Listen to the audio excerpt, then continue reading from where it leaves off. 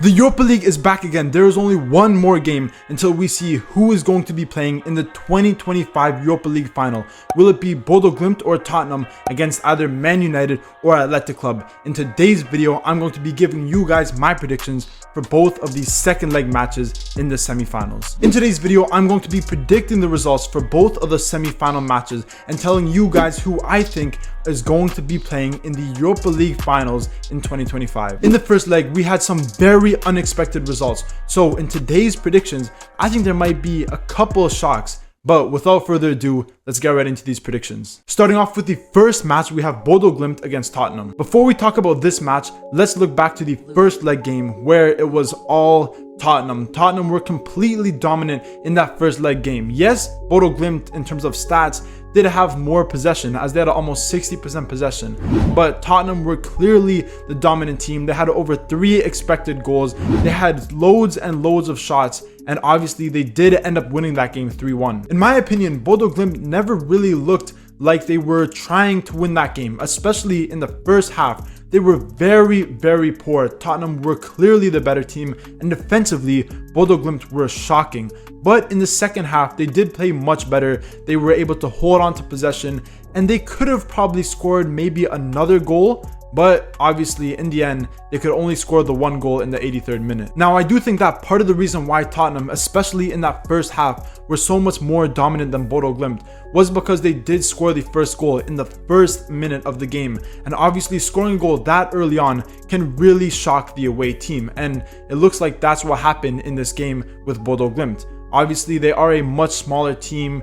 Tottenham Hotspur Stadium is a huge stadium. There's so many fans. So scoring that goal very early on was a big advantage for Tottenham. But like I already mentioned, in the second half, Bodo Glimt did play much better and they showed more of their true quality. Now, since the first leg fixture, Bodo Glimt have had the whole week to recover as they have not played a game in between these fixtures. When on the other hand, Tottenham did play on Sunday against West Ham, which did finish in a 1-1 draw, continuing their horrible Premier League form. It is crazy to think that since February, Tottenham have only won 1 game in the Premier League, and it was against Southampton, who are bottom of the Premier League table. In this time, we've seen them draw against Bournemouth, against West Ham. We've seen them lose against Fulham, Chelsea, Nottingham Forest, Wolves, and most recently Liverpool.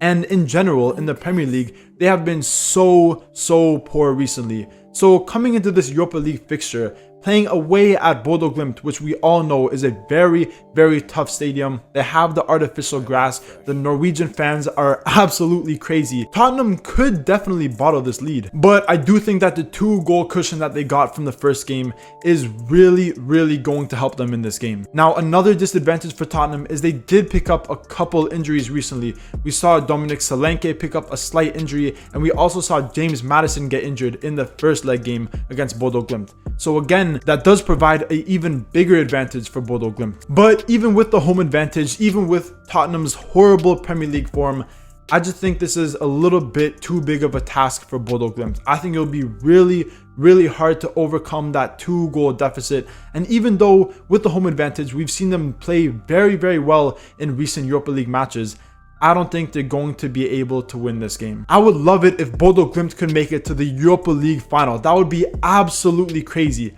But in my opinion, I think they will draw this game 1-1 and Tottenham will advance to the finals. Moving on to the next match, we have Manchester United against Athletic Club. Manchester United have had so many crazy games in this Europa League. There has been so many high-scoring games, unexpected results. We saw what happened in the quarterfinals against Lyon, and in the last match day against Athletic Club, that was a very unexpected result. I thought that Athletic Club were actually going to win that game. I thought with the home advantage, with the Europa League final being played in their home stadium, they were definitely going to come out very strong. But Man United ended up scoring 3 goals in the first half. And obviously, they did end up winning that game 3-0. I will say that Man United 100% deserved this 3-0 victory. I thought in the first half, Athletic Club didn't really come out that confident, but they were able to retain some possession. But as soon as they got that red card, everything went out the window. Man United were completely dominant. They were able to hold on to the ball. They were attacking so much. and Athletic Club were completely run out of their own stadium. It's kind of funny how the one player I mentioned in my first leg prediction video, the center back Vivian for Athletic Club, very underrated players. In my opinion, one of the most underrated players on Athletic Club's team is Vivian, the center back.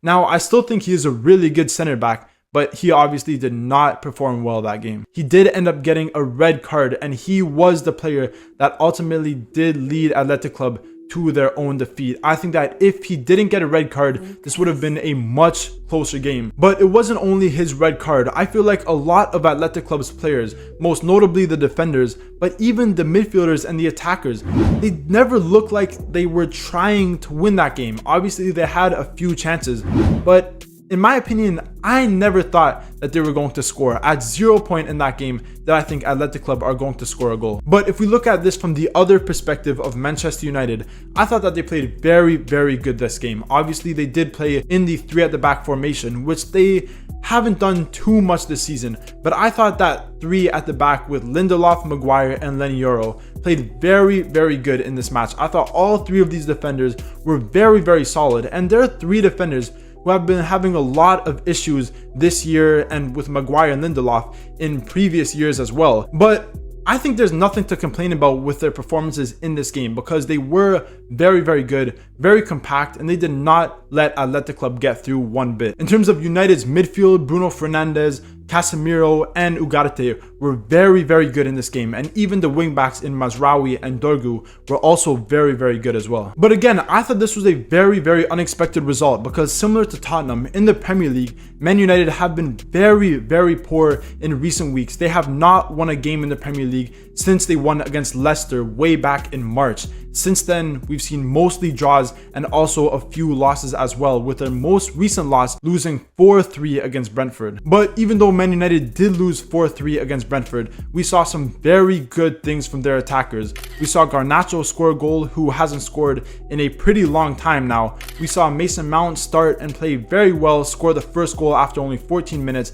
And we also saw Amad Diallo come off the bench after being injured for a pretty long time, and he did end up scoring a 95th minute goal. Now, talking more about this game, Man United do have the home advantage, and Athletic Club are going to be missing arguably 2 of their most important players, Vivian the defender, who obviously got a red card in the first leg game, and Sunset, who has been scoring loads of goals for them this season. He has been a very important player for them, but he will be missing this game due to injury. I do think Athletic Club will play much better in this game. Obviously, they have to score if they want a chance to make it to the final. So I do think they will be able to score. I think they're going to be much more aggressive. But I do think Man United, with the home advantage, will come out on top. I think this will be a very high scoring game. I'm going to predict a 3-2 win for Man United.